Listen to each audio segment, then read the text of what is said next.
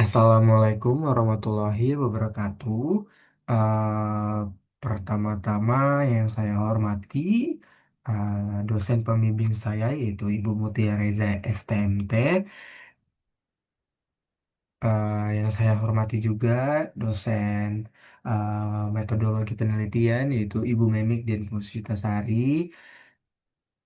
Pada kesempatan kali ini, di sini saya akan mempresentasikan hasil penelitian saya yang berjudul Analisis Performa Cyclic Voltammetry, yaitu CV Superkapasitor Coin Cell.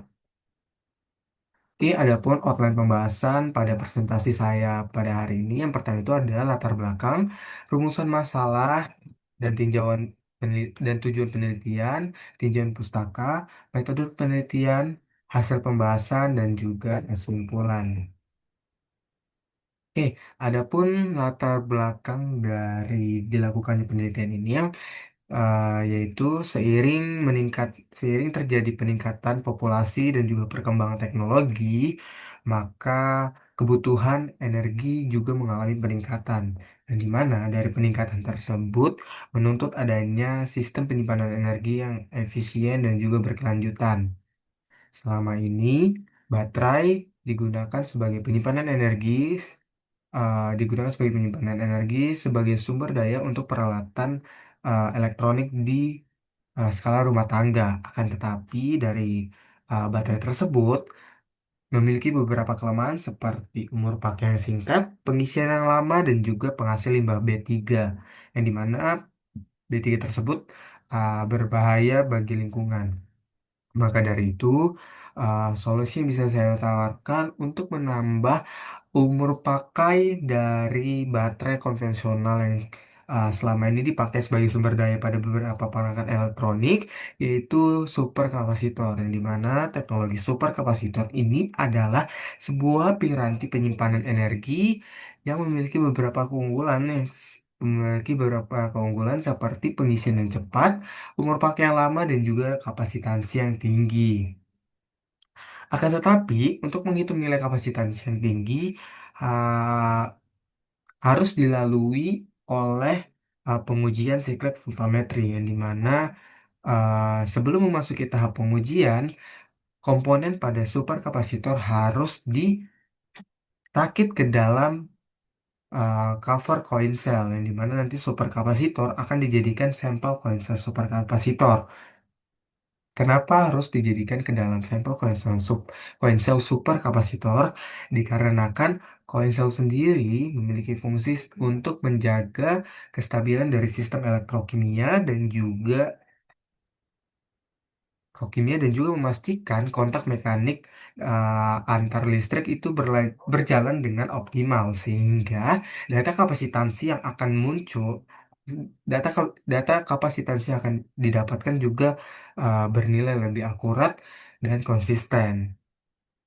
Oke, eh, setelah koin sel Koin sel super kapasitor berhasil dirakit akan divariasikan dengan rasio komponen uh, akan dirasikan akan divariasikan dengan 4 rasio komponen yang sudah ditentukan, sehingga uh, sampel koin sel super kapasitor nanti akan berjumlah dengan 4 variasi rasio komponen yang berbeda.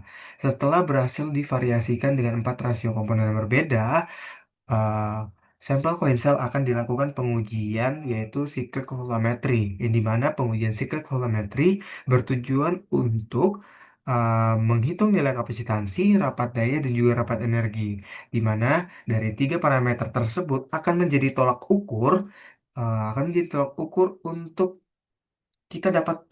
kita mendapatkan hasil terbaik dari komponen variasi rasio super kapasitor, yang dimana dari hasil terbaik tersebut akan dijadikan sebagai tolak ukur dalam pembuatan teknologi super kapasitor yang dapat dijadikan sebagai teknologi penyimpanan energi yang efisien dan juga berkelanjutan. Maka dari itu, uh, teknologi teknologi superkapasitor ini memiliki tujuan akhir uh, dapat diintegrasikan pada kendaraan listrik yang menjadi penelitian lanjutan dari penelitian ini. Oke, next. ada rumusan dan juga tujuan penelitian, di mana rumusan masalah yang saya angkat pada penelitian ini yaitu mengkaji bagaimana karakteristik dari hasil kurva CV dari pengujian siklik voltametri. Adapun tujuan dari diadakannya penelitian ini yaitu untuk menghitung nilai kapasitansi, rapat daya, dan juga rapat energi dari kurva CV yang didapatkan dari hasil pengujian. Oke, adapun tinjauan pustaka dari dilakukannya penelitian ini yaitu ada superkapasitor elektrik double layer atau EDLC dan juga hal-hal yang mempengaruhi performa superkapasitor. Yang dimana ada dua hal-hal yang mempengaruhi performa superkapasitor. Yang pertama yaitu aktivasi elektroda superkapasitor dan yang kedua ada ion elektrolit dalam elektroda. Nah, di sini juga terdapat penelitian terdahulu yang dimana ada 6 jurnal yang saya jadikan referensi sebagai eh, sebagai acuan saya untuk melihat atau meninjau nilai kapasitansi, rapat daya, dan juga rapat energi yang telah diujikan oleh keenam peneliti terdahulu ini. Pada penelitian terdahulu ini juga saya jadikan sebagai referensi untuk mengetahui variasi rasio komponen terbaik dari superkapasitor yang dibuat. Ya, lanjut masuk ke metodologi penelitian di mana ada 6 metodologi yang saya lakukan dalam penelitian ini. Yang pertama ada pembuatan elektroda, di mana elektroda ini terbuat dari karbon nanotube atau CNT yang diaktifasi menggunakan larutan aktivator yaitu asam sulfat atau asid H2SO4 dengan konsentrasi 1 molar. Dan setelah proses aktivasi selesai, karbon nanotube akan diproses hingga menjadi bentuk monolit atau bulatan pipih seperti pada gambar. Yang kedua ada elektrolit, di mana larutan elektrolit yang saya gunakan adalah asam sulfat atau H2SO4 dibuat dengan konsentrasi sebesar 6 molar. Yang ketiga ada separator yang dimana bahan dasarnya itu PVA atau polyvinyl alkohol dibuat dengan konsentrasi 17% berat. Yang keempat ada perangkaian komponen dari superkapasitor yaitu elektroda, elektrolit, dan juga separator ke dalam koin sel seperti pada nomor keempat. Yang kelima, setelah berhasil dirangkai ke dalam cover koin sel, sampel koin sel superkapasitor akan diujikan melalui pengujian siklus voltametri, di mana dari hasil pengujian siklus voltametri akan didapatkan hasil pengujian yaitu kurva CV untuk mengetahui nilai luas area yang dihasilkan pada kurva CV tersebut. Ya, lanjut ke dalam variabel penelitian, yaitu pertama ada parameter di mana saya memvariasikan rasio komponen dari superkapasitor. Yang kedua ada variabel bebasnya di mana ada perbandingan elektroda, elektrolit, dan juga separator diperbandingkan 1 banding 1 banding 1, 1 banding 1 banding 0,5, 1 banding 0,5 banding 0,5, dan 1 banding 0,5 banding 1. Adapun variabel responnya itu di kapasitas spesifik dan variabel terikatnya ada aktivator elektroda, elektrolit H2SO4 6 molar, separator PVN 17% berat, dan juga retak potensial dan scan rate-nya. Oke, kita masuk ke dalam hasil dan pembahasan. Mungkin dari slide terdapat kurva CV dari setiap sampel hasil pengujian superkapasitor dengan perbandingan antara elektroda, elektrolit, dan juga separator. Di mana hasil terbaik dari pengujian ini ada pada kurva CV dengan rasio 1 banding 1 banding 0,5. Kenapa saya katakan kurva CV dengan rasio 1 banding 1 banding 0,5 sebagai kurva terbaik dari ketiga sampel lainnya?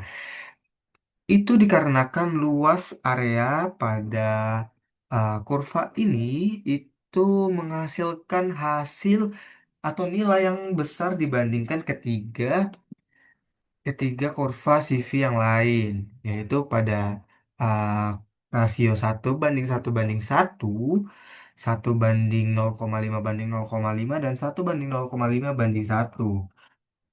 Kurva dengan rasio 1 banding 1 banding 0,5 dengan ketebalan separator yang lebih tipis menghasilkan nilai arus dan juga tegangan yang lebih besar dibandingkan tiga rasio lainnya.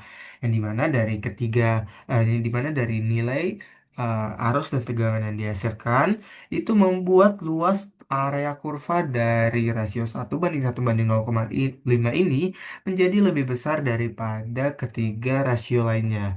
Itu hal yang membuat kurva dengan rasio 1:1:0,5 ini menjadi kurva terbaik di antara ketiganya. Oke, lanjut ke nilai kapasitansi spesifik dan rapat daya dan juga rapat energi yang dihasilkan dari kurva CV yang didapat, sama seperti yang saya sebutkan, sampel 2 dengan rasio 1:1:0,5 menjadi nilai terbaik yang dimana nilai kapasitansi yang didapat juga lebih besar dibandingkan ketiga variasi rasio lainnya. Itu dikarenakan dari luas area yang pada kurva 2 yang dihasilkan juga lebih besar. Sehingga hal tersebut juga mempengaruhi nilai kapasitansi rapat dan juga rapat energi yang dihasilkan pada sampel 2. Bisa dilihat dari nilai yang didapat itu mengalami kenaikan seiring dengan bertambah seiring dengan meningkatnya nilai kapasitansi. Begitu juga dengan rapat daya yang mengalami kenaikan seiring dengan meningkatnya nilai dari rapat energi yang dihasilkan. Oke, adapun kesimpulan dari penelitian ini, yang di mana sampel 2 memiliki keunggulan yaitu nilai kapasitansi, rapat daya, dan juga rapat energi yang lebih tinggi dibandingkan ketiga variasi rasio komponen superkapasitor lainnya. Maka dari itu, rasio komponen 1:1:0,5 dapat menjadi tolak ukur untuk pembuatan teknologi superkapasitor yang dapat dijadikan sebagai teknologi penyimpanan energi yang efisien dan juga berkelanjutan. Oke, mungkin uh, sekian dari presentasi saya pada hari ini. Kurang lebihnya mohon dimaafkan.